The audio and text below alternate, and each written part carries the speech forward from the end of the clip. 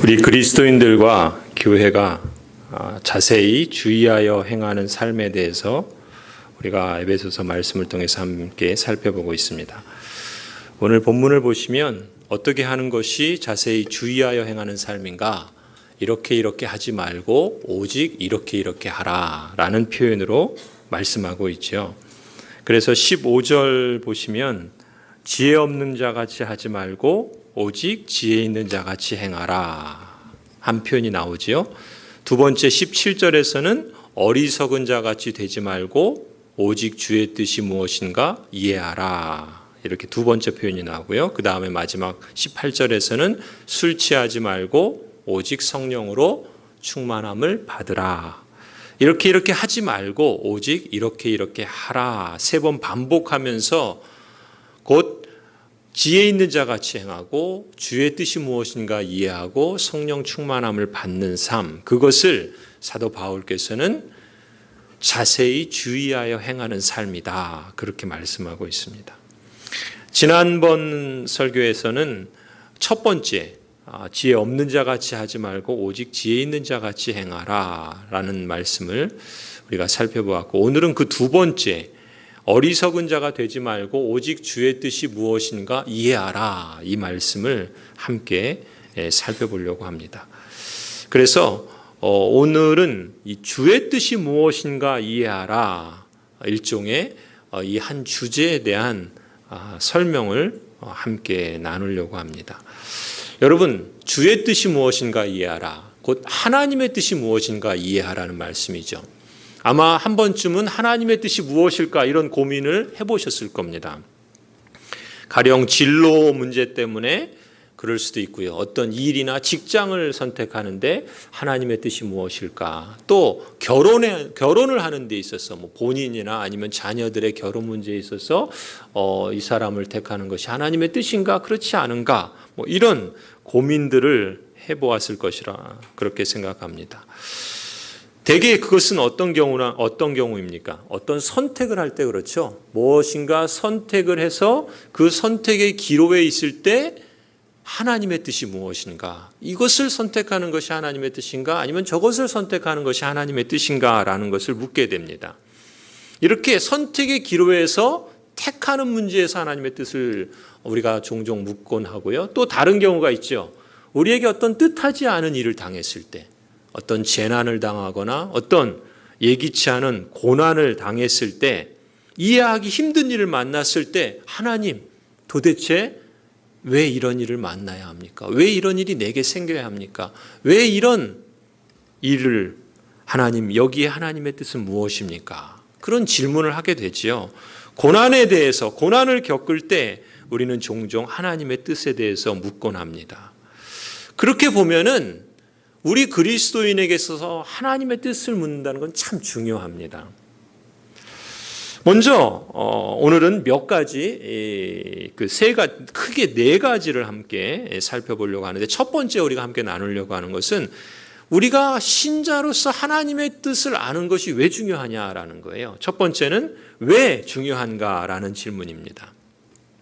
세 가지를 들 수 있는데요. 첫 번째는요, 하나님의 뜻이 무엇인지 이해하는 것, 하나님의 뜻이 무엇인지 분별하는 것은 왜 중요한가? 그 자체가 하나님의 명령이기 때문에 중요합니다. 로마서 12장 2절을 보면은 너희는 이 세대를 본받지 말고 오직 마음을 새롭게 함으로 변화를 받아라. 그래서 어떻게 하라 그럽니까? 하나님의 기뻐하시고 또 온전하시고 또 선하신 뜻이 무엇인지 분별하라. 하나님께서 우리에게 두신 그 선하신 뜻, 기뻐하시는 뜻, 온전하신 뜻이 무엇인지 분별하라. 그것 자체가 하나님의 명령이에요. 그렇기 때문에 우리가 하나님의 뜻을 이해하고 분별하는 것은 중요하겠죠. 두 번째 이유는요, 예수님께서도 주님의 뜻을 따라 사셨습니다. 요한복음 4장 34절에 이렇게 말씀하세요. 예수께서 이르시되 나의 양식은, 예수님의 양식은 뭘까요? 예수님이 말씀하십니다. 나의 양식은 나를 보내신 이의 뜻을 따라 행하는 것이다 라고 말씀하세요. 그러니까 예수님께서는 예수님을 보내신 분이 누구십니까? 하나님이시죠. 성부 하나님께서 예수 그리스도를 보내셨는데 그분의 뜻을 따라 행하는 것, 그것이 예수 그리스도의 양식이다라고 말씀하세요. 또 요한복음 6장에서 이렇게까지 말씀하세요. 내가 하늘에서 내려온 것은 무엇을 위함이다? 내 뜻을 행하려 함이 아니라 나를 보내신 이의 뜻을 행하려 함이다. 나를 보내신 이, 예수 그리스도를 보내신 이가 누굽니까? 역시 하나님 아버지시죠. 예수 그리스도께서 이 땅에 오신 목적이 그렇다는 거예요. 하나님의 뜻을 이루기 위해서 이 땅에 오셨다는 겁니다. 그렇게 본다면 하나님의 뜻이 왜 중요합니까? 예수 그리스도께서 그 하나님의 뜻을 아셨고, 그리고 그 하나님의 뜻을 따라서 사셨고, 또 그러한 삶은 그야말로 완전한 삶이었고, 그 삶을 통해서 얻은 결과는 뭐예요? 영광된 삶이었죠. 그런 점에서 하나님의 뜻을 아는 것은 참 중요합니다. 그리고 세 번째, 하나님의 뜻이 왜 중요합니까? 하나님의 뜻은 우리에게 영광이 되고 유익이 되기 때문에 그렇습니다. 예수 그리스도께서 하나님의 뜻을 따라 사신 것이 완전한 삶이었고, 그로 인해서 영광에 이른 것처럼 우리가 하나님의 뜻을 알고 그 하나님의 뜻을 따라 살아간다면 그것만큼 영광스러운 것이 어디 있고, 결과적으로 우리에게 그거보다 더한 유익이 어디 있겠습니까? 예레미야 29장에서 이렇게 말씀하세요. 여호와의 말씀이니라 너희를 향한 나의 생각은 내가 아나니. 하나님께서 하나님의 백성들을 향한 생각은 뭘까요? 저주, 재앙일까요? 그렇지 않죠. 예레미야 선지자에게 확실하게 말씀합니다. 너희를 향한 나의 생각은 내가 아나니 평안이요 재앙이 아니라. 하나님께서 그 백성을 향한 하나님의 뜻은 뭐예요? 재앙이 아닙니다. 저주가 아니에요. 평안입니다. 그리고 뭐라 그러세요? 너희에게 미래와 희망을 주는 것이니라. 예레미야 29장 11절에서 말씀하세요. 하나님의 뜻은 뭡니까? 우리에게 평안을 주시고자 함이고 우리에게 미래와 소망을 주시고자 하시는 것이 하나님의 생각이에요. 그리고 예수님께서도 뭐라고 말씀하시냐면 요한복음 10장 10절에 내가 온 것은 양으로 생명을 얻게 하고 더 풍성히 얻게 하려 함이다 말씀하세요. 그러니까 하나님의 뜻은 뭐예요? 우리가 하나님의 그 평안, 미래와 소망에 대한 하나님의 생각, 그것을 아는 것이고 그리스도께서도 그런 우리가 그 생명을 얻고 그 생명을 더 풍성히 얻게 하려는 것이 하나님의 뜻이라는 거예요. 그러니 우리가 하나님의 뜻을 아는 것은 우리에게 가장 복되고 유익하며 영광스러운 삶이라는 것이죠. 그런 점에서 하나님의 뜻이 무엇인지 이해하는 것은 매우 중요합니다. 자, 그렇다면 두 번째, 하나님의 뜻이 뭡니까? 이렇게 하나님의 뜻이 중요한데 하나님의 뜻이 뭐예요? 그걸 알아야 되겠죠. 그래서 하나님의 뜻이란 이렇게 이해할 수 있습니다. 하나님의 계획, 하나님의 생각, 하나님의 명령, 하나님의 의도, 하나님의 섭리, 하나님의 비전, 뭐 이런 걸 다 우리가 통틀어서 하나님의 뜻이라고 말할 수 있어요. 그런데 이렇게 여러 가지들을 우리가 하나님의 뜻이라 포함하는데 전통적으로요, 우리 기독교 신앙에서는 하나님의 뜻을 보통 세 가지로 이해를 합니다. 하나님의 뜻이다라고 하면 이 세 가지를 말해요. 그 첫 번째가 뭐냐면 하나님의 주권적인 섭리가 하나님의 뜻이다 이렇게 말합니다. 주권적인 섭리는 뭡니까? 하나님께서 하나님의 그 능력과 권세로 친히 행하시고 이루시는 것을 주권적인 섭리라고 그래요. 가령 뭐가 있을까요? 창조. 이 온 우주 만물을 창조하신 것 사람에게 의논해서 하셨습니까? 하나님이 하나님의 권능과 영광을 위해서 하셨죠. 그걸 주권적 섭리라고 그래요. 예수 그리스도의 십자가 사람하고 의논해서 했나요? 아니죠. 하나님의 주권적인 섭리예요. 예수 그리스도의 부활 역시 하나님의 주권적인 섭리예요. 이처럼 하나님께서 친히 하나님의 그 계획을 시행하시는 것, 창세전부터 갖고 계신 계획, 이런 것들을 하나님의 주권적 섭니다. 그래요. 예수님께서 심지어 뭐라고까지 말씀하십니까? 하늘에 나는 공중의 새, 참새 한 마리가 떨어지는 것도 하나님이 허락하시지 않으면 일어나지 않는다. 그게 뭐예요? 그 모든 이 온 우주 만물에서 일어나는 모든 일을 향한 하나님의 계획이 있다는 것이고, 그걸 뭐라 그러냐면 주권적인 섭니다. 이렇게 표현을 합니다. 그러니까 이 하나님의 주권적인 섭리야말로 하나님의 뜻이라 말할 수 있어요. 그 중에 우리에게 가장 영광스러운 주권적 섭리가 뭘까요? 에베소서 1장에서 말하는 것처럼 하나님께서 창세전에 하나님의 백성들을 택하셨다. 예정하셨다. 이것이야말로 하나님의 주권적 섭리죠. 여러분이 이 자리에 앉아 있는 것, 우리의 앞선 100년 전의 믿음의 선배들, 믿음의 조상들이 하나님의 은혜를 덧입은 것, 아니 우리의 1000년 전에, 2000년 전에 믿음의 사람들이 하나님의 은혜의 구원을 경험할 수 있었던 건 다 뭡니까? 하나님께서 창세전에 그 하나님의 백성들을 택하시고 구원하시기로 작정하신 하나님의 주권적 섭리에 있는 것입니다. 이것이 바로 하나님의 뜻이에요. 두 번째 하나님의 뜻에는요, 윤리적인 명령이 있습니다. 윤리적인 명령. 윤리적인 명령은 어떤 게 있을까요? 대표적인 게 뭐예요? 십계명이죠. 십계명. 십계명. 나 외에는 다른 신을 두지 말라. 하나님의 명령이에요. 명시적인, 분명한 하나님의 뜻입니다. 내 부모를 공경하라. 명시적인, 분명한 하나님의 뜻이에요. 살인하지 말라. 명시적이고 분명한 하나님의 명령이에요. 이런 것들이 다 뭐예요? 하나님의 뜻입니다. 하나님의 뜻에는 이런 윤리적인 명령이 포함되어 있어요. 결국 뭐예요? 인간이 어떻게 살아야 할지 가르치는 율법은 곧 하나님의 뜻입니다. 그러니까 하나님의 뜻을 행한다라고 할 때는 달리 표현하면 뭐겠습니까? 하나님께서 성경에서 명시적으로 말씀하신 그 율법을 준행한다, 이렇게 사용할 수 있겠죠. 하나님의 뜻을 이해하라 라고 했을 땐 하나님께서 성경에서 말씀하신 명시적인 하나님의 그 명령들, 그 윤리적인 명령들을 아는 것이 바로 하나님의 뜻을 이해하는 것이라 말할 수 있겠죠. 이처럼 윤리적인 명령이 하나님의 뜻입니다. 자, 세 번째 뜻이 있어요. 하나님의 뜻이 뭐냐? 이것은 여러분 개인, 그리스도인 개인을 향한 하나님의 구체적인 인생 지도를 하나님의 뜻이라고 보통 말을 해요. 어떻게 말할 수 있을까요?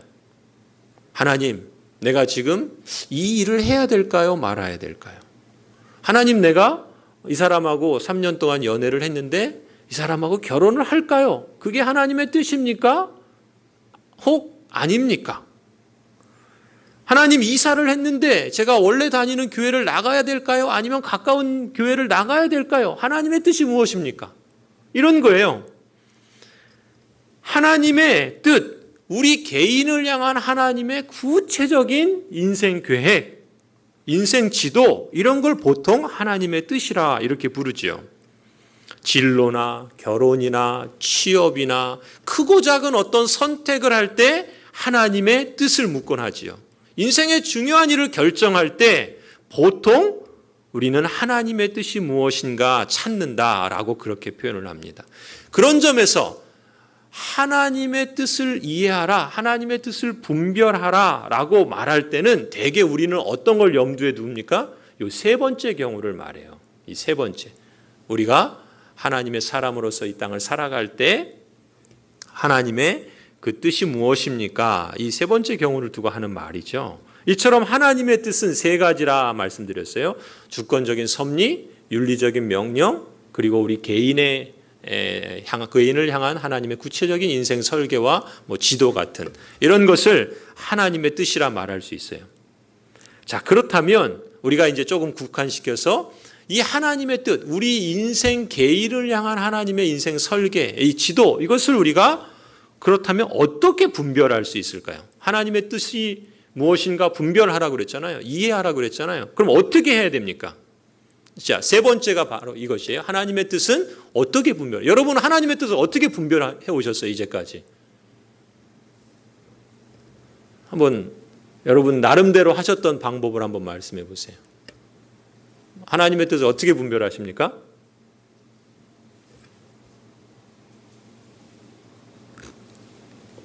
그냥 하나님의 뜻 분별 안 하고 그냥 알아서 사셨나요? 그렇진 않죠.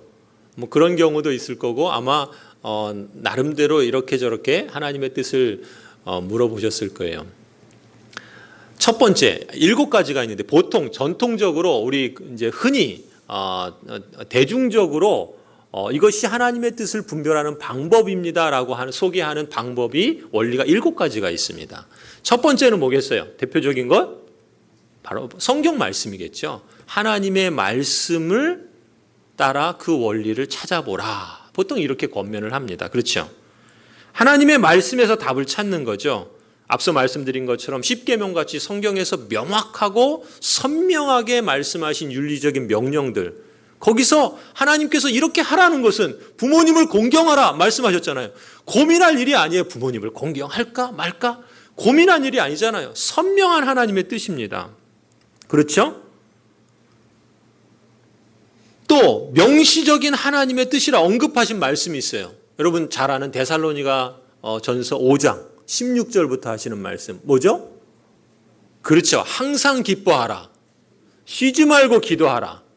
범사에 감사하라. 그게 뭐라고요? 이는 그리스도 예수 안에서 너희를 향하신 하나님의 뜻이다. 이렇게 말씀하세요. 성경에 보면은 이것이 하나님의 뜻이다라고 명시적으로 아예 정확하게 표현한 성경 구절들이 여러 구절들이 있습니다. 그 중에 하나가 바로 이런 말씀이죠. 기도하는 것, 또 기뻐하는 것, 감사하는 것, 이거는 하나님의 분명한 뜻이에요. 그러니까 하나님의 말씀에서 하나님의 뜻이 무엇인가 분별할 수 있죠. 그렇죠? 그리고 또 하나님의 뜻이라는 표현을 쓰지 않아도 성경을 보면 뭐가 있습니까? 하나님이 원하시는 게 있잖아요. 인자야, 내가 원하는 것이 이것이니 뭐예요? 인애를 사랑하고, 그렇죠? 공의를 행하는 것, 그렇죠? 하나님 앞에 정직히 행하는 것, 이런 것이 하나님의 뜻이다, 하나님의 원하는 것이다라고 말하잖아요. 하나님이 원하시는 것이 무엇인가? 하나님이 기뻐하시는 것이 무엇인가? 하나님이 우리에게 하라고 말씀하신 것이 무엇인가? 하지 말라고 말씀하신 것이 무엇인가? 이런 것들을 그대로 찾고 그것을 따라 행하는 것, 그것이 바로 하나님의 뜻을 분별하는 첫 번째 방식이죠. 두 번째는 뭐예요? 보통 상황을 보라 그래요. 상황을 보라. 그렇죠? 가령 이런 말이 있어요. 하나님께서 한쪽 문을 여시면 다른 쪽 문을 닫으신다. 혹시 이런 말 들어보신 적 있으신가요? 하나님께서 한쪽 문을 여시면 다른 쪽 문을 닫으신다. 가령 자녀가 여러 대학에 입학 원서를 냈어요. 그런데 한 곳은 됐고 한 곳은 안 됐어요. 자, 그러면 무엇을 하나님의 뜻이라고 받아들이겠습니까? 당연히 된 것을 하나님의 뜻이라고 받아들이겠죠. 안 된 것을 하나님의 뜻이라고 받아들이는 사람은 뭐 그렇게 많지는 않을 거예요. 그렇죠? 그런 겁니다. 상황을 보니까 이쪽 길이 열렸어요. 내가 지금 일을 하려고 기도를 하는데 누군가를 통해서 이 일을 할 수 있도록 소개를 받았어요. 상황이 열리는 거예요. 그런 걸 보니까 하나님께서 내게 이 일을 하도록 허락해 주시는구나. 이것이 하나님의 뜻인가 보구나. 이렇게 상황을 통해서 하나님의 뜻을 분별하는 경우들이 있죠. 그 다음에 세 번째는 뭐가 있습니까? 내적 증거가 있어요. 내적 증거. 보통 성령의 내적 증거다 이렇게 표현을 해요. 어떤 겁니까? 기도를 하는데 그 기도를 하는데 왠지 마음이 평안해요. 그러면 어떤 마음이 듭니까? 이것이 하나님의 뜻이구나라는 생각이 들죠. 그런데 어떤 일은 막 기도를 하는데 왠지 마음이 평안하지 않아요. 마음에 안정이 없어요. 이건 하나님이 기뻐하시는 게 아닌가? 하나님께서 이걸 원하시지 않는가? 그런 생각 들지 않습니까? 그런 걸 두고 내적인 증거라 그렇게 말을 해요. 그걸 통해서 이런 내 마음에 평안함을 주시는 걸 보니까 이게 하나님의 뜻인가 보다. 이렇게 이제 분별하는 경우가 이 세 번째입니다. 자, 네 번째는 뭐가 있어요? 스승이나 선배나 저 같은 목회자와 상담을 하는 겁니다. 목사님, 제가 이러이러한 일이 있는데 어떻게 하면 좋을까요? 상담을 하는 거예요. 또 어떤 일에 대해서 전문가와 상담을 하는 겁니다. 의사 선생님, 제가 이러이러한 아픔이 있는데 어떻게 하면 좋을까요? 상담을 하는 거예요.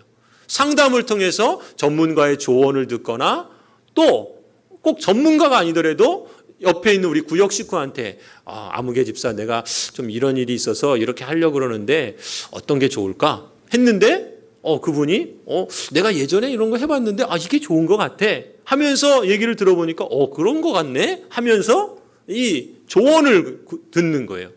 그러면서 하나님께서 목사님을 통해서, 하나님을 통해서 어떤 의사를 통해서, 하나님께서 친구나 교우를 통해서 이것을 내게 알려주시는 게 아닌가, 이것이 하나님의 뜻이구나, 이렇게 받아들이는 거죠. 상담을 활용할 수 있어요.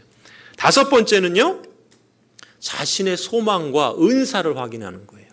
하나님, 제가 뭔가를 좀 하려고 하는데 그 일을 해야 됩니까 말아야 됩니까 고민이 생기는 거예요.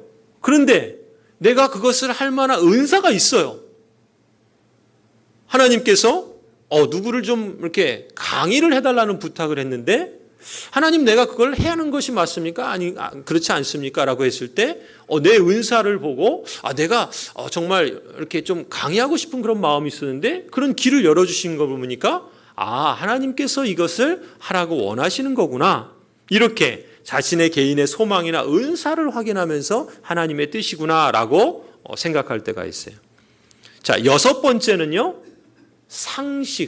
상식을 활용하는 겁니다. 상식이 뭔지 아시죠? 여러분, 상식은 하나님의 뜻을 분별하는 좋은 선물이에요. 상식적으로 하나님께서 어떤 일을 열어주시거나 행하실 때 초자연적인 방법을 통해서도 일하시지만 많은 경우 상식적인 방식을 통해서 일하실 때가 많습니다. 그래서 하나님의 길은 우리가 우리의 길과 달라서 상식을 초월하는 믿음이 필요한 상황도 있지만요, 언제나 상식을 무시하는 방식으로 하나님은 일하시지는 않습니다. 상식을 통해서, 상식이라는 방식을 통해서 일하신다라는 거예요. 그 다음에 마지막 일곱 번째는 뭐예요? 아마 이런 경우도 있을 거예요. 초자연적인 사인을 구하는 경우가 있어요. 누가 그랬습니까? 성경에 보면 미디안하고 싸울 때 누가 하죠? 기드온이 그러잖아요. 그렇죠? 기드온이 이제 미디안하고 전쟁을 해야 되는데 기드온이 사사잖아요. 그래서 미디안과 전쟁을 해야 되는데 하나님, 나가서 싸워야 됩니까? 나가서 싸우면 이길 수 있습니까? 그것을 확인하기 위해서 어떻게 해요? 미디안이 이 양털에 하나님께서 사인을 주시도록 그렇게 요구하죠. 그래서 혹 여러분 중에도 그런 경험이 있지 않을까 싶어요. 이것도 저것도 안 되고 확신이 안 서는 거예요. 그리고 이게 정말 하나님의 뜻인지 아닌지 잘 모르겠어요. 그래서 어떤 마음이 드냐면, 하나님, 이게 정말 하나님의 뜻이라면 하나님, 뭔가 사인을 내게 주십시오. 그런 거잖아요. 그렇죠? 그런 기도를 할 때가 있죠. 그래서 실제로 어떤 분들은 그렇게 했는데 과연 하나님께서 어떤 사인을 보여주셔서 간증하는 그런 경우도 종종 있지 않습니까? 이렇게 보면은 이런 7가지, 이 보통 대중적으로 또 전통적으로 하나님의 뜻을 분별하기 위해서 이런 방식을 사용하라 그래요. 하나님의 말씀에서 답을 찾든지, 상황이 열리고 닫히는 걸 보든지, 또 어떤 내적인 증거를 통해서 확인하든지, 또 상담이나 또 은사나 또 상식을 활용하든지, 아니면 초자연적인 사인을 구하든지, 이런 방식을 통해서 어떤 하나 아니면 두세 가지 아니면 여러 가지 것들을 종합해서 이것이 하나님이 내게 원하시는 뜻이다, 그렇게 결정하기도 하고 그렇지 않은가 보다라고 선택하기도 하지요. 그래서 대체로 많은 신자들이 이런 7가지 방식을 통해서 자신을 향한 하나님의 뜻을 찾고자 합니다. 실제로 이런 방식이 효과가 있어요. 저도 이런 경우들을 실제로 활용하고 또 많은 경우 그런 확인들을, 경험들을 체험하기도 했습니다. 그래서 여러분의 삶에 어떤 사안들이 있을 때, 특별히 어떤 것들을 선택하고 결정하는 문제에 있어서 하나님의 뜻이 무엇입니까? 라고 기도하고 하나님께 묻고, 그래서 이런 여러 가지 방식들을 통해서 하나님의 뜻을 구하고자 할 수 있다고 봅니다. 흔히 이런 방식이 신자들 사이에서 통용되는 대중적인 방식이에요. 이걸 활용할 수 있다고 봅니다. 자, 그런데 여기서 그치면 안 돼요. 왜냐하면 이런 7가지 대중적인 방식을 활용해 본 사람이라면, 제 자신도 그러는데, 이 방식이 갖는 한계가 있습니다. 그러니까 하나님의 뜻을 분별하고는 공식이 있느냐? 사실 공식은 없어요. 이 7가지는 어떤 원리로 이렇게 활용할 수 있는 방식이 되는데, 수학 공식처럼 이렇게 하면 딱 떨어진다, 그렇게 말할 수 없습니다. 왜냐하면 이런 방식에도 한계가 있고 어떤 모순점이 있다는 것을 느끼게 됩니다. 저 역시도 그랬습니다. 그래서 하나님의 뜻을 구하는 법에 대한 이런 대중적인 접근 방식이 갖고 있는 한계가 있어요. 아주 여러 가지가 있습니다. 그래서 제가 그중에서 3가지만 말씀을 드리려고 하는데, 첫 번째는요, 신학적으로 이건 취약점이 있습니다. 신학적이라 말하면 좀 어렵게 들릴지 모르겠는데, 한번 보십시오. 아까 하나님의 뜻을 3가지라고 그랬어요. 주권적인 섭리가 있고 윤리적인 명령이 있다 그랬어요. 이거는 명시적입니다. 성경에, 하나님께서 계시해 주신 성경에 이 주권적인 섭리에 대한 말씀들이 있고 윤리적인 명령이 나와요. 이거는 분명해요. 그런데 3번째, 개인의 인생 설계에 대해서 하나님께서 명시적으로 말씀하고 있는 부분이 있는가? 성경을 보면 사실 그렇게 설득력은 없습니다.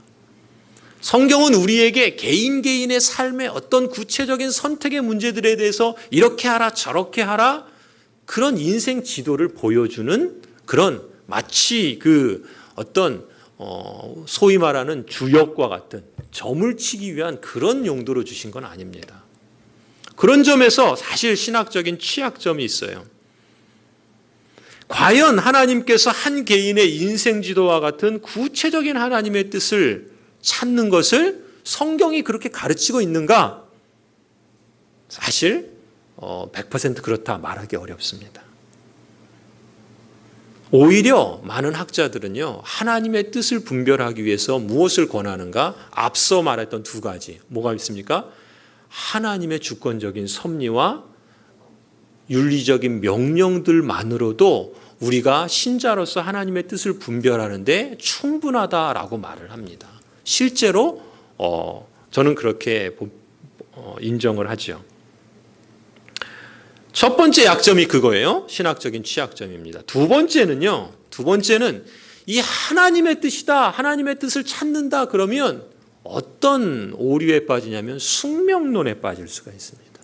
무슨 얘기입니까? 하나님의 뜻이 이거다라고 하면 뭐예요? 하나님의 뜻은 변개될 수 없잖아요. 그렇다면 하나님의 뜻은 언제나 그래야 되니까, 내가 그렇게 받아들이든 아니든, 내가 인정하든 아니든 하나님의 뜻은 변함이 없으니까, 그러면 내 운명은 이미 결정된 거야 라고 하는 이런 숙명론, 운명론에 빠질 수 있습니다. 이것이 한계예요. 가령 이런 겁니다. 신자들 중에는요, 하나님의 섭리를 오해해서 나에게 일어나는 모든 일이 다 하나님의 뜻이고 하나님의 인도하심이라고 믿는 경우가 있어요.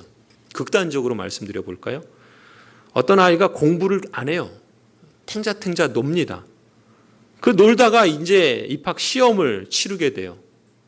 입학 시험을 치렀는데 떨어졌어요. 그런데 그것을 두고 하나님께서 모든 것을 섭리하시니까 그게 하나님의 뜻이야 라고 말한다고 생각해 보세요.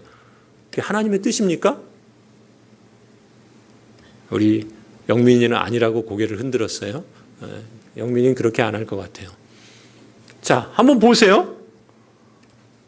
어떤 사람이 건강을 잃었어요. 건강 관리를 안 하고 막 먹고 막 그렇게 몸을 함부로 해서 건강을 잃었어요.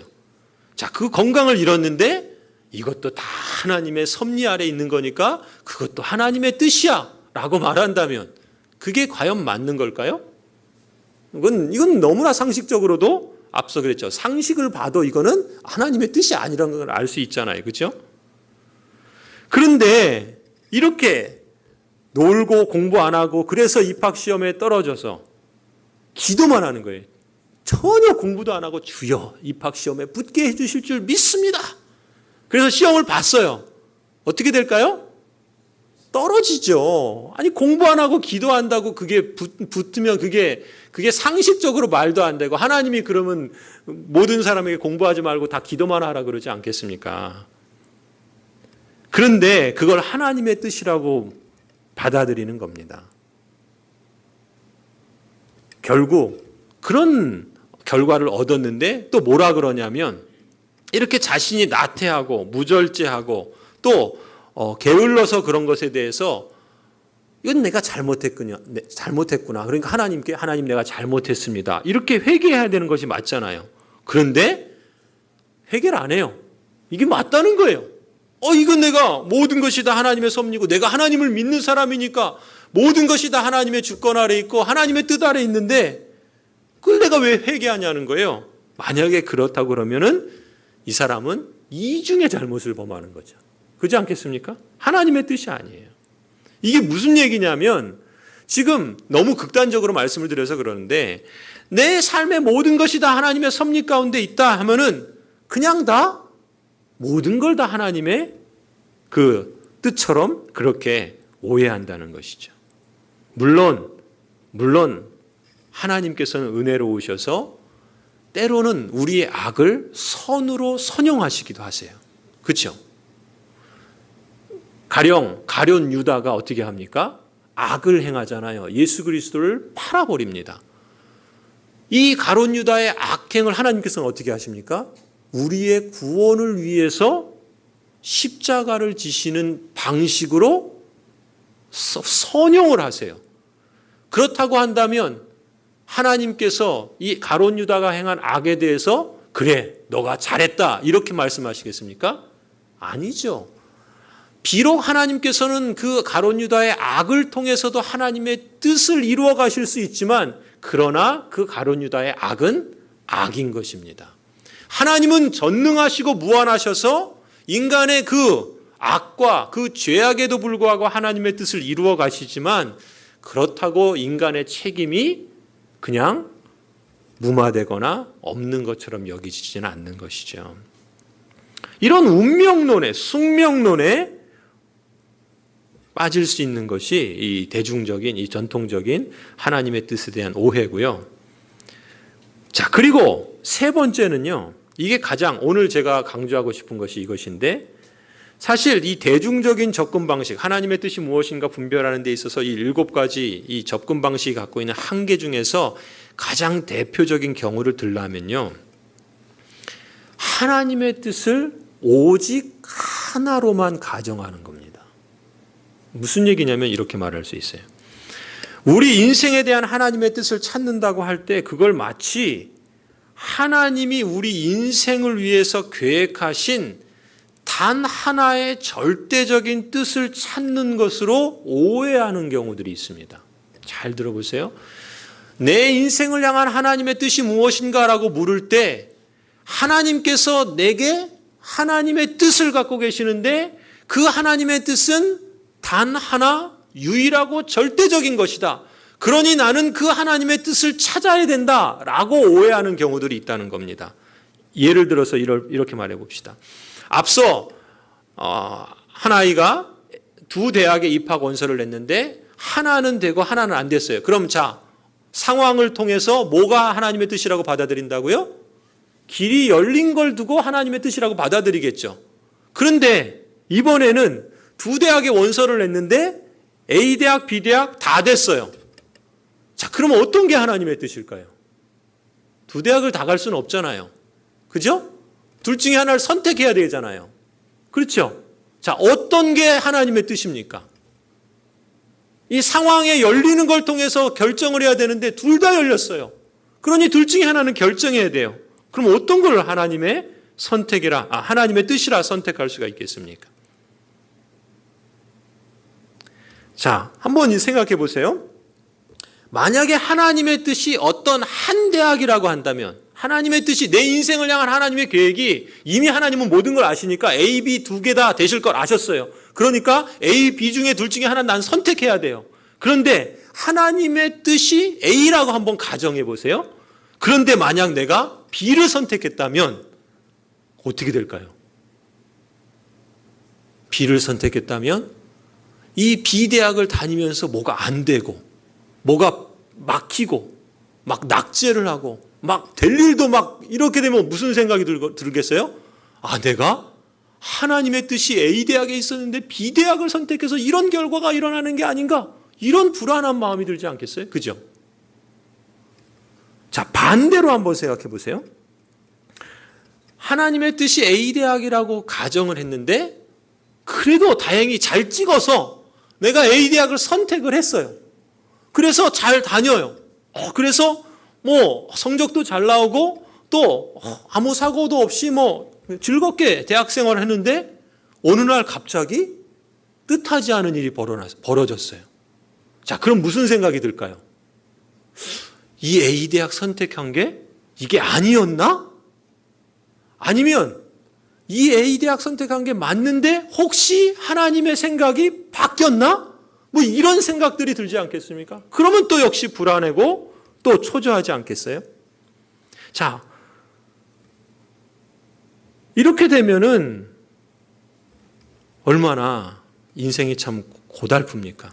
여러분, 조금 더 현실적으로 결혼의 경우를 한번 생각해 보십시다. 하나님의 뜻이 나를 향한 결혼에 대한 하나님의 뜻이 하나다라고 생각해 보세요. 이렇게 말하는 거예요. 하나님께서 나를 위해서 이 지구상에 천생연분으로 예정하신 유일한 배필이 있는 거예요. 저는 그 사람을 만났어요. 아멘입니까? 여러분이 아멘할 일은 아니네요. 제가 하나님께서 저를 향한 이 지구상의 유일한 천생연분 배필을 두셨어요. 그죠? 그런데 만일 내가 그 사람과 결혼하지 않고 지금 다른 사람과 결혼하고 살고 있다면 어떻게 될까요? 어떻게 될까요, 여러분?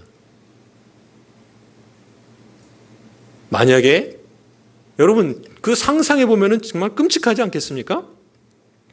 만일 이런 선택을 했다면 그 이후의 결혼 생활은 하나님의 뜻을 거스렸으니까 행복할 수 없겠죠.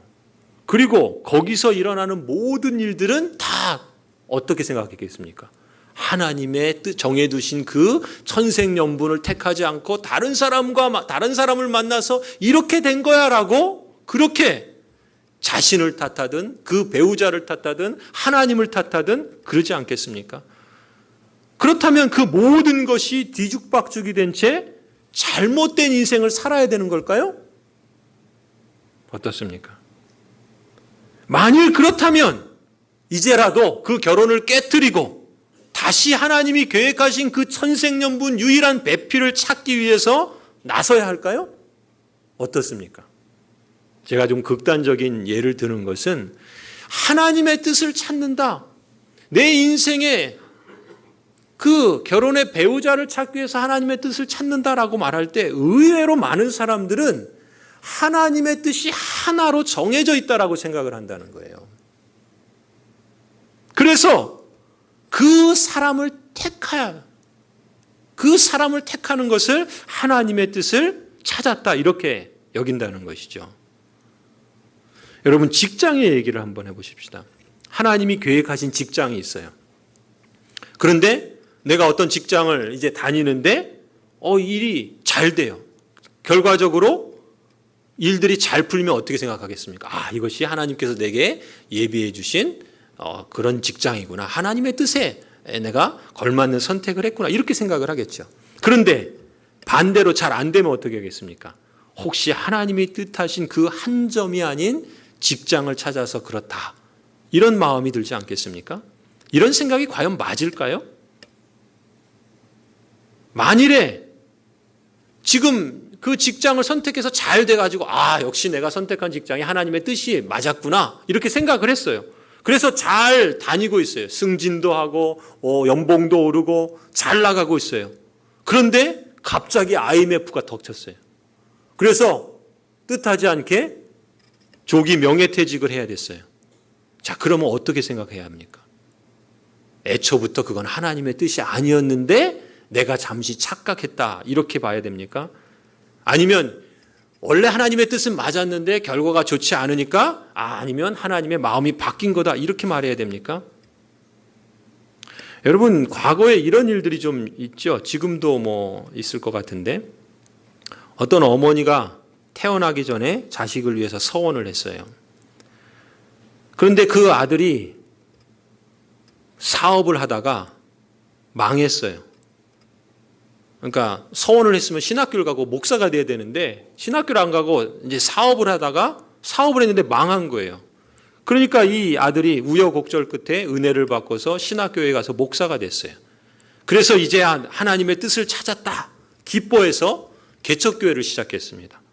그런데 개척교회를 하는데 몇 년이 지나도 교인이 없어요. 늘지를 않아요. 가르치는 은사가 없어요. 그래서 이제 이 목사님이 어찌할까 고민을 하는 거예요. 그런데 또 마침 누가 목사가 요양원 하면 잘 된다고 소개를 해주는 거예요. 그래서 다시 요양원 사업을 해보려고 생각을 하는 거예요. 자, 과연 뭐가 하나님의 뜻입니까? 이쯤 되니까 막 머리가 복잡해지고 골치 아파지죠.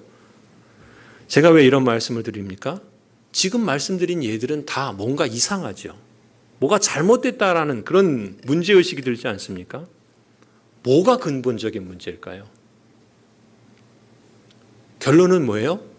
지금 이러한 이상한 점들은 다 한결같이 하나님께서는 우리 인생에 어떤 한 점을 찍어서 그것을 하나님의 뜻으로 정해두고 우리는 그 점을 찾아서 제대로 선택할 때만 우리가 하나님의 뜻을 찾았다 이렇게 생각하는 그 잘못된 사고방식에 있다는 것입니다. 만일 정말 그렇다면 그 한 점을 찾기 위해서 우리는 얼마나 불안하고 초조할까요? 이게 과연 하나님이 하나님의 뜻하신 그 점일까? 아닐까? 선택하고 나서도 결과를 보면은 그게 잘된 것 같아서 하나님의 뜻인 것 같다가도 또 아닌 결과가 안 좋은 것 같으면 이게 하나님의 뜻이 아닌 것 같다가도 그러면 우리가 어찌 평안할 수 있고 어찌 하나님의 은혜 아래 살아갈 수가 있겠습니까? 불안하고 초조하고 걱정밖에 없겠죠. 자, 그런데 의외로 사람들은 이렇게 하나님의 뜻을 한 점으로 생각한다는 거예요. 그걸 선택하면 하나님의 뜻을 제대로 선택한 것이고 그렇지 않으면 잘못한 선택이다라고 생각한다는 것이죠. 왜 이렇게 생각할까요? 왜 이런 가정들을 할까요?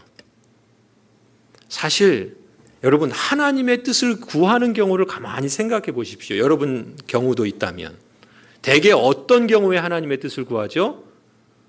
중요한 선택을 할 때 하나님의 뜻을 구하죠.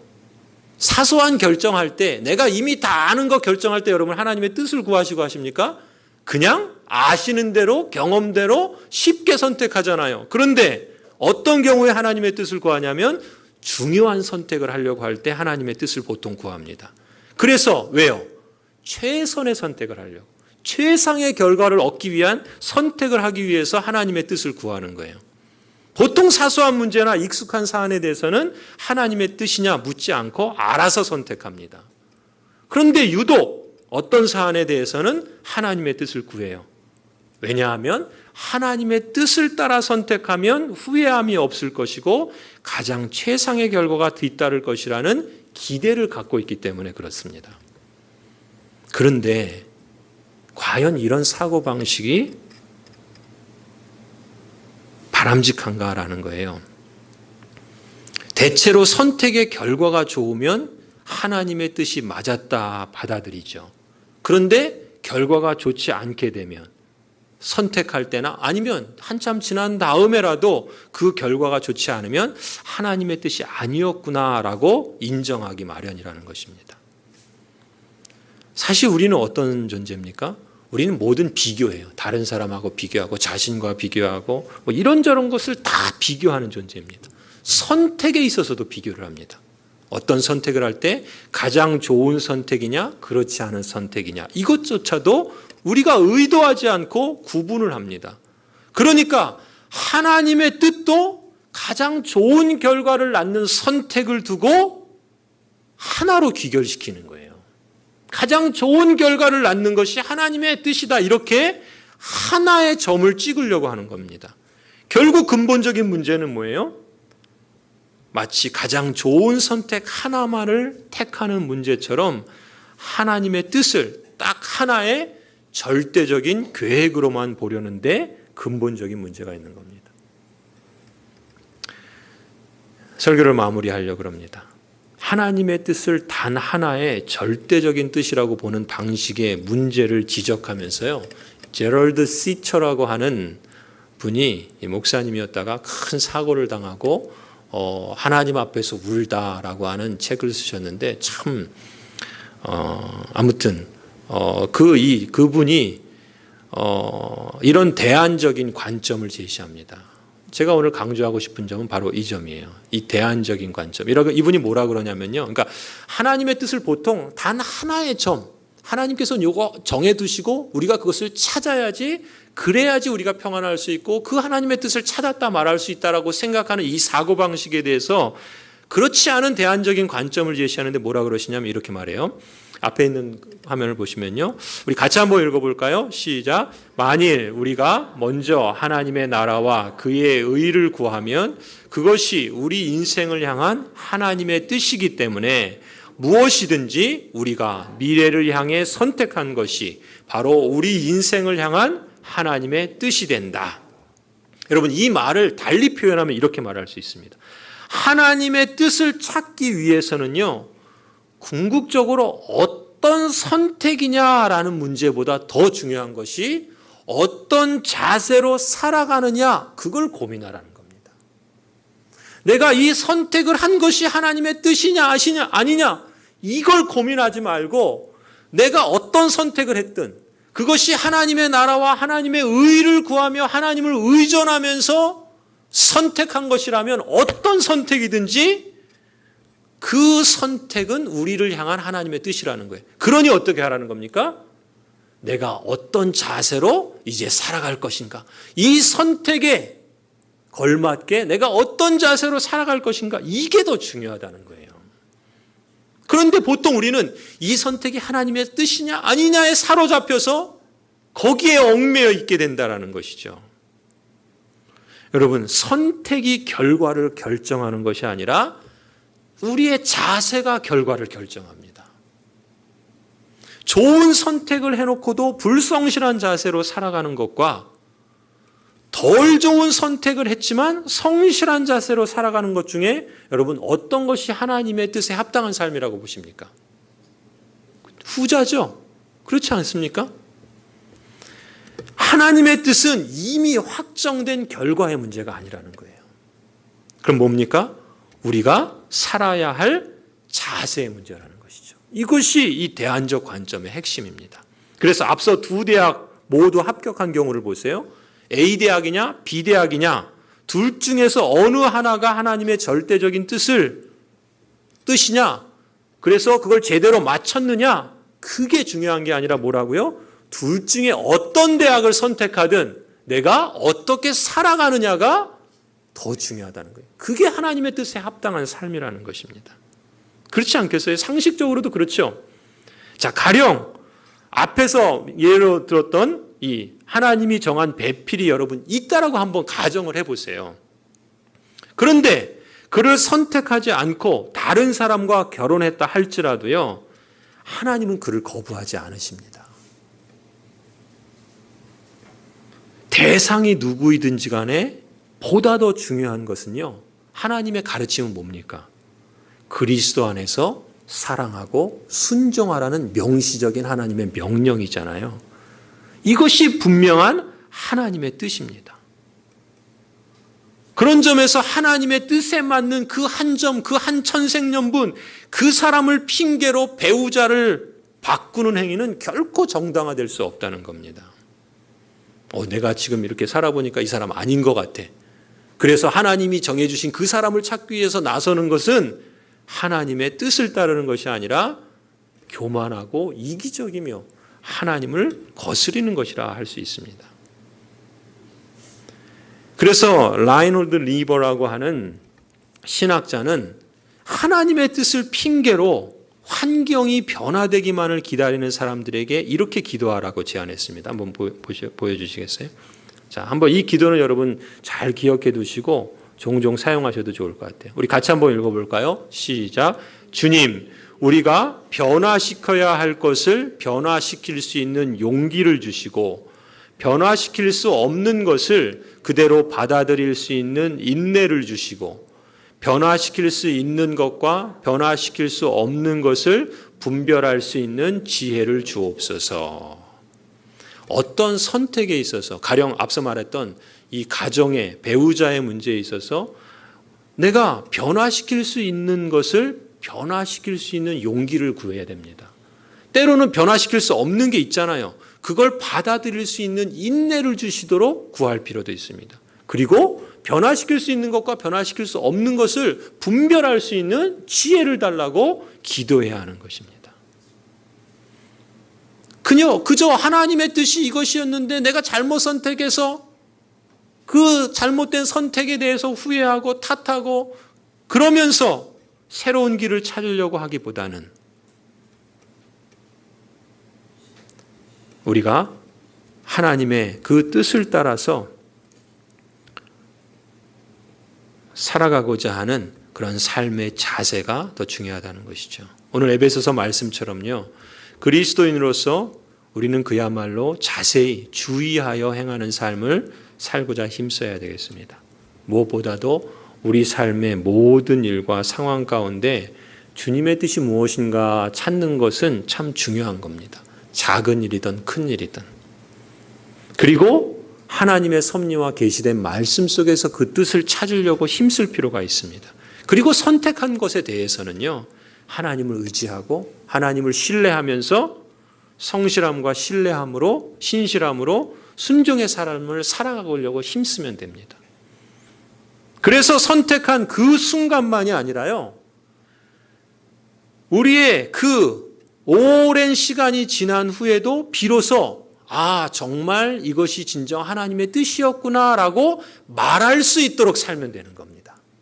선택한 결과를 놓고서 이게 하나님의 뜻이다. 좋으면 하나님의 뜻이다. 아니면 아니다. 이렇게 말할 것이 아니라 우리의 인생 여정을 다 살아본 후에 내가 그렇게 선택하고 그 선택에 걸맞는 삶을 살기 위해서 애썼더니 돌아보니까 정말 이 삶이 하나님의 뜻이었구나라고 말할 수 있게끔 살자는 것입니다. 그리고 더 나아가서 우리 인생 전체를 두고서 하나님 앞에 하나님 이것이 내가 이렇게 살아온 삶이 진정 하나님의 뜻을 이루는 삶이었습니다. 라고 고백할 수 있다면 아니 하나님으로부터 그런 칭찬을 받는다면 얼마나 영광스럽겠습니까?